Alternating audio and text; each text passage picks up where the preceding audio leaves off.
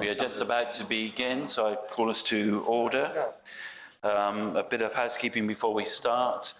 There's no scheduled fire alarm trial tonight, so if the fire alarm does go off, it's for real.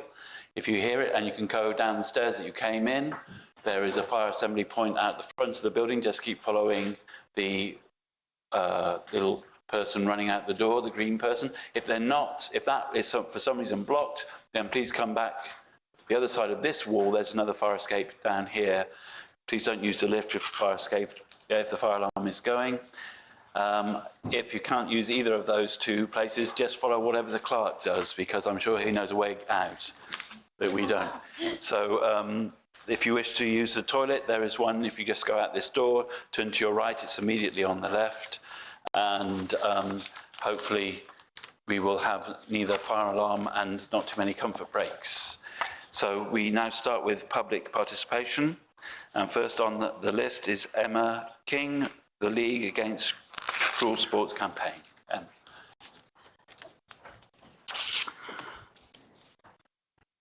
It's working. Do I need to pick it up? No, it's all right, isn't it? Yeah, it's a bit like Groundhog Day, this, isn't it? It's me again, first up. Hello. Lovely to see you here. Hello, I'm wearing a different hat today.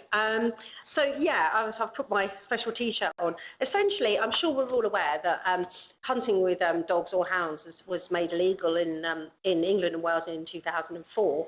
And there are some exemptions, but essentially what's happened is that in response to the ban, a new type of hunting was invented, which I'm sure you've heard of, which is trail hunting. And the League Against Cruel Sports and myself and many other people believe that this is essentially just a smokescreen, really, to allow hunts to continue to chase live animals and kill them. And in fact, 4 days ago, the Quantock staghounds in North Dorset chased a stag to exhaustion and shot it. So I can't really see how they can accidentally do that.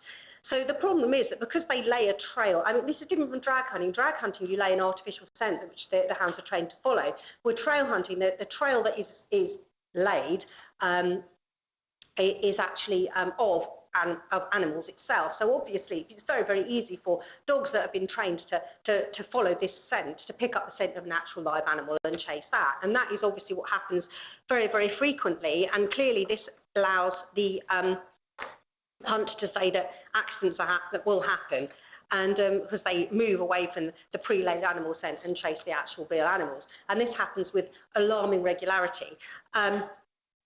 Now, what the League Against Cruel Sports have said is they've done a study which is about hunt havoc, and hunt havoc is essentially when hunts do several actions. There are several different categories. You've got road interference, which is obviously when hounds run across roads and are run over often or cause havoc on the roads. And railway trespass, when hounds run on the railway lines, and you can imagine how traumatic that is for train drivers hitting hounds and the passengers on the trains as well. Basic trespass and nuisance on private property, including people's back gardens and so on. Livestock worrying, I mean, you know the amount of stress there is caused for lambs and so on this time of year, where they're just regular dogs. You've got a whole pack of hounds running through a field. Quite clearly that's going to upset animals a lot. Harm and distress to domestic animals, which is really horrific. I mean, there's a story in here about someone's cat being killed and someone's horse being panicked and running into a hedge and having to be shot because it broke its leg. And the hunting party themselves and the way that they behave towards other people, and public mental distress, which obviously can be caused by any of these things.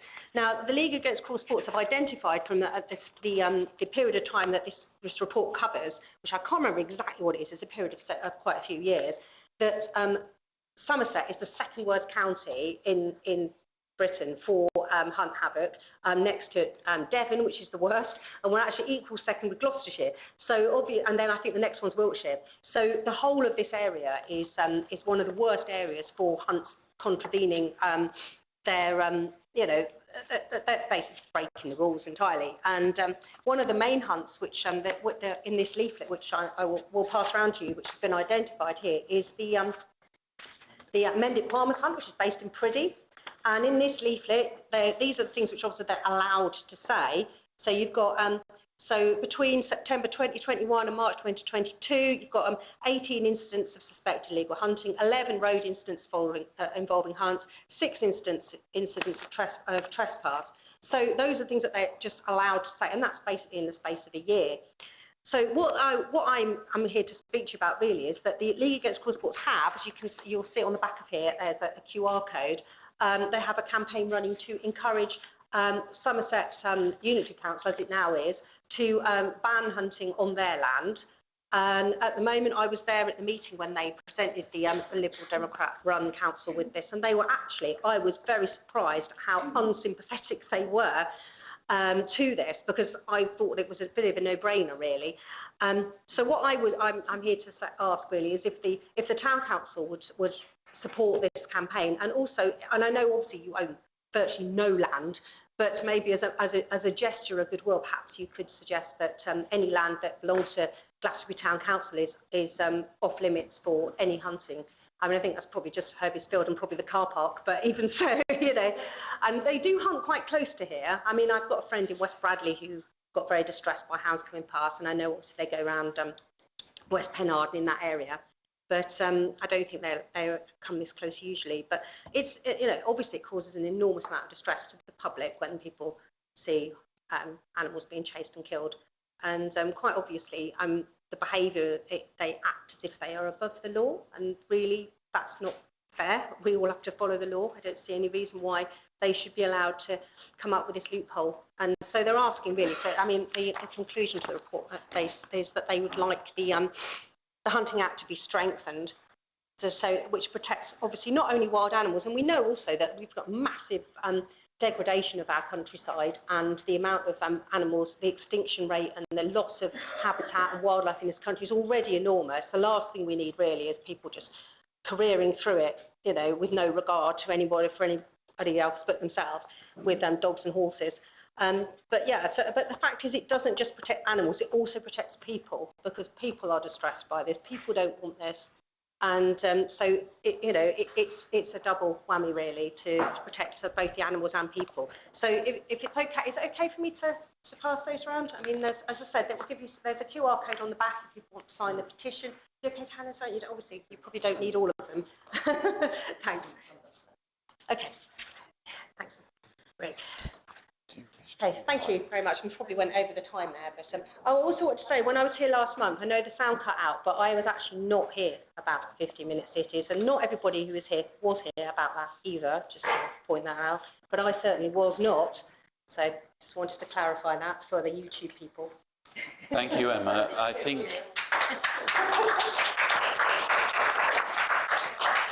think that the Deputy Mayor would just like to say something. Sorry, yeah, it's just a really quick one. Thank you, Emma, for bringing this. I believe that last year, maybe year before, there were definite NGOs that own pieces of land, as in the English Trust, the National Trust. I think the Dartmoor Reservation banned hunting, all hunting, including drag hunting, on its land, because it could not guarantee that they would not be killing creatures. So they kind of did it a little bit like we did with the precautionary principle. So, there was a video that came out that basically showed the head of the old head of the police colluding, saying how they could get past. So there are national support the hunt. So it's very hard to get anything through government. Who does? Rees Mogg's family hunt. Oh, of course they do. Farmer. But no, I'm just saying, farmers hunt. It might be just to approach the National Trust locally as well. Okay. I will pass that on to the League Against Cruel Sport. Thank you very much. Thank you, Emma. So now we have Lisa McLean, who wishes to speak about Glastonbury Market and utilising the market, this market town and its market. Hey, all right, everybody. So obviously some of you know me, and I work on the Tuesday Glastonbury Market, which I've done for years, and I've also had a pitch in Oxford for many years, about 14 years, and worked at festivals, so I'm quite an experienced market person. But what I wanted to talk to you about today is, even though we're in a historical market town, that, you know, even I think in the 1100s there was a market in this town, there are towns all around Glastonbury Frome, Langport, Sherborne, Taunton, that are all holding weekend markets, like once a month. And they are bringing in so much tourism, which we have a lot of here, but is really helping these towns. And I'm just a little bit surprised that I know people have asked in the past, but we haven't got anything like that here. We've got so much talent in this town. We've got so many musicians, which there's outlets for musicians all over, and we've got the most creative craft people probably in the country, all based here in Glastonbury and around. But there's nowhere for them to show their art, you know, apart from the Tuesday market, which come April to September, October is a good market because of tourism. But once the tourism has gone, this market is one of the hardest markets to work on because it's all locals and most of us see it all the time. And you know, and most of us are creative people, so we don't need to buy bits of pottery or Indian stuff or jewellery and everything like that. So my idea was, well, okay, you know, why can't we have a monthly Sunday market, which is run by local people? Obviously, I'd like to be part of that. And also the fact that they bring their own gazebos. I was just talking to you there, who owns a shop, and she was like, it'd be great to pedestrianise the road from, you know, once a month, which, you know, might seem big, but actually you do it for other events. Or we could do it in the car park, which would hold at least 40 plus gazebos, charging £25 each, and they bring their own gazebo, makes it £1,000, which that car park would no way earn £1,000. So already it's earning more money out of that car park. Let me just have a quick look. To write it down, sorry, I'll just a minute. Also about the parking situation, well, I know Irby's Field was made and gravelled over for the overflow of, you know, cars and everything for the Frost Fair. So if we imagined a smaller version of the Frost Fair once a month, I mean, it's almost like we're behind. We should be using all the tourism and the fact that Glastonbury, especially since the COVID story, has become a major tourist place that people come, that we can't get people coming throughout the year once a month on a Sunday and boosting the economy here. Now, there might be a few people that might object to it who are in town, who own shops. Most of them have only been here for maybe under 5 years, but also in the place where they'll go, well, it's taking business away from us. We could also say that there is enough in this town for everybody to go around. And if we're in the pretext that there's not enough abundance, when actually Glastonbury, I know just from working here, is that in the summer months, probably these shops in town and everything, apart from when you go past the post office and you go to the top of town, is making really good money, and they should be able to share it out and everybody get part of it. And also the local crafts people keeping crafts going. I'm a silversmith, you know, I've got to compete with other people that just buy the stock in. If we had like an artisan market where at least half of your stuff is made, and also we did it where it was local people first, and then we branched it outside, I think we could fill it with just enough local people.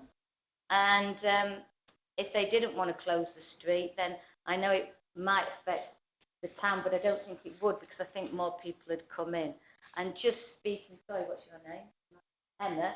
Then basically, like she was saying, there's, you know, you should have a board or something near the post office, which is telling people that when I first came here, and for years, there was nothing at the top of the town, but now there is. So I'm just going to put that in as well, that maybe we should use some of the 24 million to just put a little board up there saying there's now shops and something is going off at the top of the town, because I think that's really important as well, because most people just come from the car park, they walk down into town. But I'm just asking the councillors to really think about it. And also, you know, I spoke to John and other people about the Frost Fair and being on the committee of that, because I feel that you need a market person on there, because I have got experience of that. And I'm very fair and I'm very truthful. And I looked at who was on that. I always have a good pitch. I always do well. I've got no problems with it. But it's not just about me. And actually, I saw that many non-locals were on the main street, and a lot of local people which have supported the Frost Fair since the very beginning were down on Benedict Street and down on side streets. And we have to take care of our local people, because some of the crafts that are here aren't being done anywhere else in the country. You know, the beautiful pot, just amazing things. So I'd really like it if we could have a monthly market. If I've got to get petitions and things going, I'm so up for that, to get the locals on board with it. And I don't think the shops, we should be concerned for the shops, but not too much, because I actually think it'll bring more people in and they will ultimately benefit from it. Because if you come in here for the day, you're not just going to walk around 40 stores and that's it. You're going to go up and down town, you're going to go to the restaurants, the cafes, the pubs, everybody's going to benefit. Is that my 3 minutes? Thank you very much. Thank you very much, Lisa.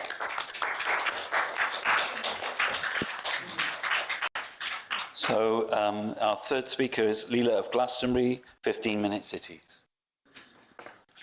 Hello again, everyone. We've come back to follow up on the previous public meeting of the 14th of March, and to follow up on John Cousins' proposal. And we request a meeting with the council to discuss their net zero policy and the climate emergency deal. We have spent the last month collaborating with ukcitizen.org, putting together a pack called Going Local, which grassroots groups from all over the country have put together, and who these groups all realise what net zero actually means and have worked together to create these informative packs. The reason that the footage from last month's Glastonbury Town Council meeting has had 1 million views is because the world is waking up to the reality of what is going on. Glastonbury Town Council has a lot of catching up to do, and as a town that relies largely on tourism, should be gravely concerned. Going Local packs are being delivered to every town council in the country by individuals and groups to inform them of what net zero really means. Every member of Glastonbury Town Council will be individually supplied with a Going Local pack, and we'd like you to pursue these documents before our projected meeting. And we require a mutually agreeable meeting date or dates so that we can arrange a suitable venue in town. And so that's basically what I want to say today. It's just a follow up from last time. And wanted also I would like to ask if council members are happy to receive Going Local packs by email, or would they prefer physical copies? Because I don't know if it's okay to send emails. Is it okay or not? I'm sure it's okay to, we've all have town council email addresses, so to send it to those would be fine. That's great. Yeah, if that's easier. Yes, Yeah. well, otherwise it means a lot of photocopying from our Yes, local of course. grassroots group, Yeah, which is so possible. all the email addresses are on the website, is that correct, Connor? Yes. Yeah. So at the last meeting, we suggested having a People's Assembly. I wasn't aware that we'd agreed to have a meeting, but a People's Assembly was what I proposed. Is a People's Assembly not a meeting? But it would be a meeting of the people to discuss the issues that you wanted to raise. Okay. With respect, we are not in agreement with the structure of the People's Assembly's meetings, and we would prefer to have a meeting where simply the debate of the validity of net zero is discussed. Right. As in an open platform. So like a public meeting. A public meeting, yes. Yeah. That'd be great. I imagine that was what you were meaning in your suggestion. I was thinking of People's Assembly, but you've just said that you're unhappy with that. As in the difference being that with the People's Assembly, people need to just book in that they're coming in. I mean, I would have imagined that a People's Assembly would be open to the public. Is that not correct? Yes, it would. Well, that's what we are proposing, a meeting that's open to the public. So a public meeting. A public meeting, yes. And when you say with the council, are you imagining it's a public meeting, just so I understand what you're talking about, a public meeting where the council present, as it were, as a group, or just that we're all there as people of the town? Well, I would say that it would be great if the Glastonbury Town Council had an interest. So if they wanted to speak themselves, they would be welcome to speak, and as would other people who have deeper knowledge of that situation. Right, okay. So And then people might want to ask questions and discuss an open discussion. and you mentioned that you were looking for a suitable venue. Yes. So I imagine then you weren't particularly thinking of the town hall. Not particularly thinking of the town hall. We'd like it to be somewhere a bit more neutral. Right, okay. If that's agreeable. Well, yes. Yes. And we'd like to have some possible dates so that we can go forward with booking a venue for that. So it may be worth then, if you could exchange emails with the town clerk so that you can liaise with Connor on behalf of the council. That would be very useful. Thank you. Thank you very much. That would be really helpful. Thank you. Thanks. So we'll get the packs out to you all in due course, and happy reading.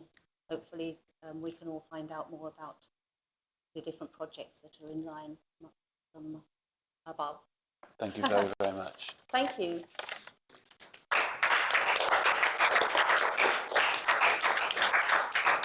So we now come to begin the formal part of the agenda, but before we do, I wonder, Sally, I see that you're here with us. Would you be happy to light the Unity candle? Yes.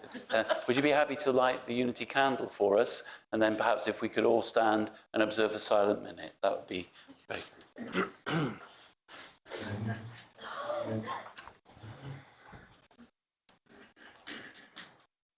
Peace.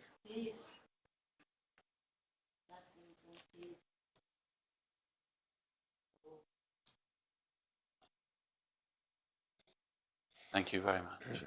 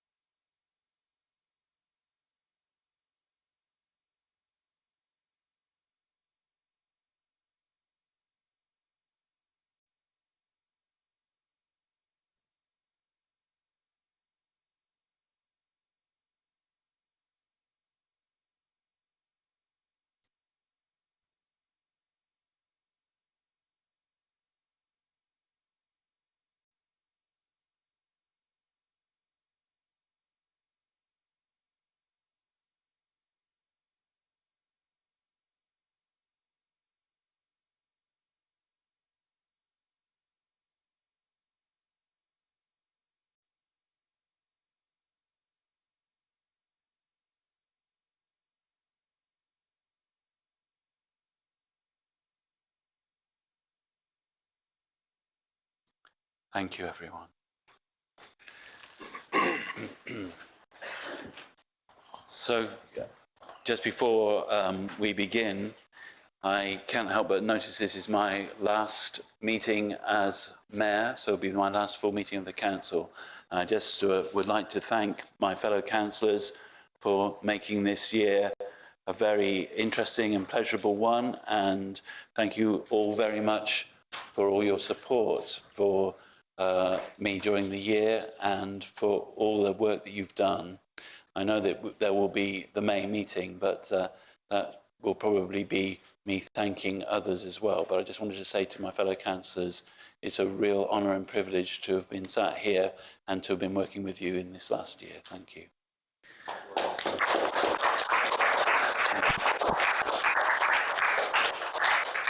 So we now receive apologies for absence. Thank you, Your Worship. I've received apologies from Councillor Cottle owing to personal commitments, and Councillor Smythe and County Councillor Hart, both unfortunately are feeling unwell.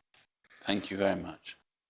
I have received a phone call from Lindsay, not well, nor is her daughter, so Thank you. that was just this evening. So, councillors, are there any declarations of interest particularly pertinent to the agenda tonight?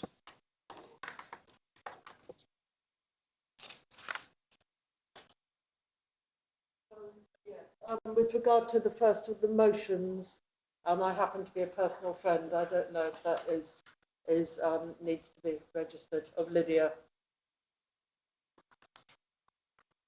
Thank you. I think we will discuss that probably during the closed session. Okay. Yeah. All right. Thank you very much. So, councillors, if you notice that there are any declarations that you should make whilst we're going through the agenda, please make a point of order. To approve and sign as correct a record of the minutes of the meeting held on the 14th of March. Councillors, I would draw your attention to page 86.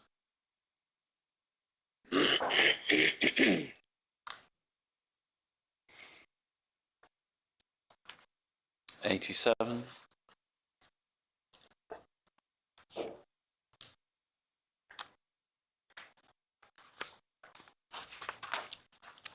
88.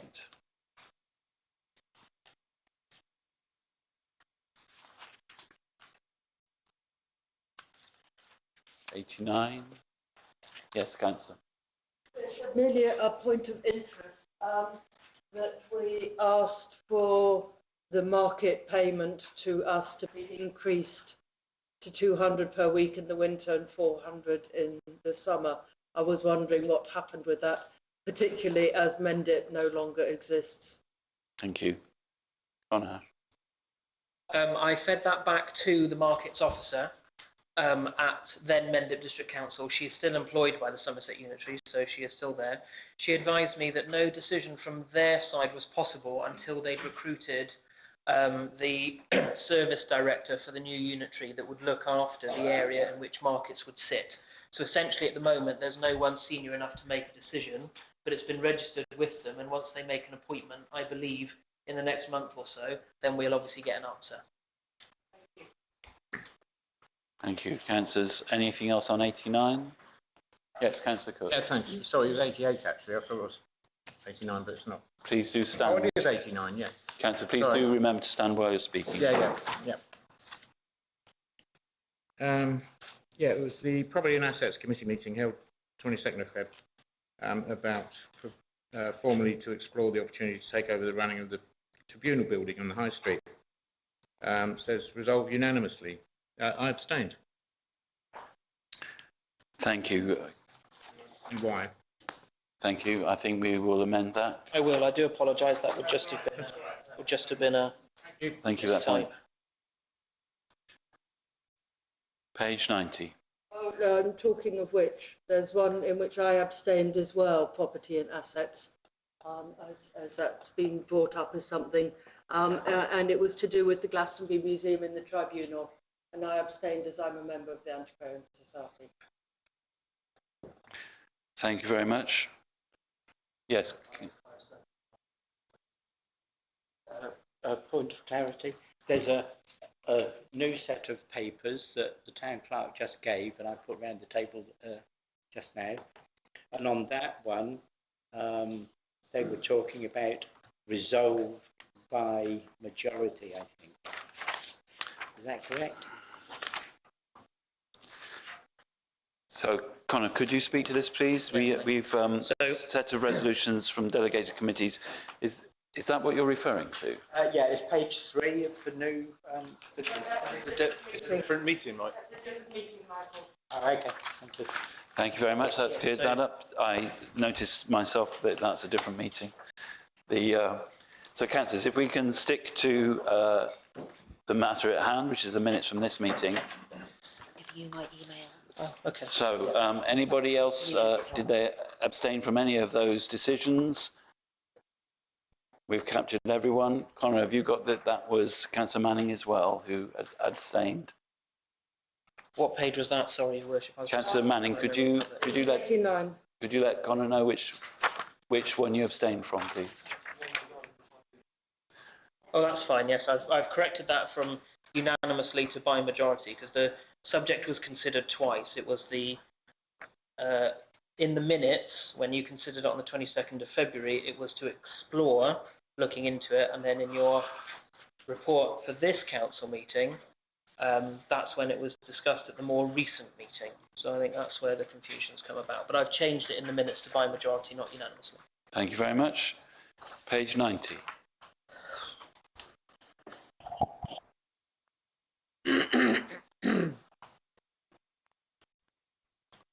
Page 91.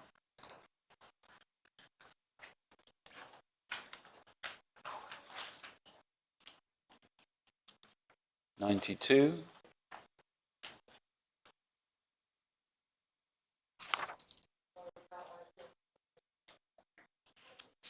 Councillor Ronnie Diggle.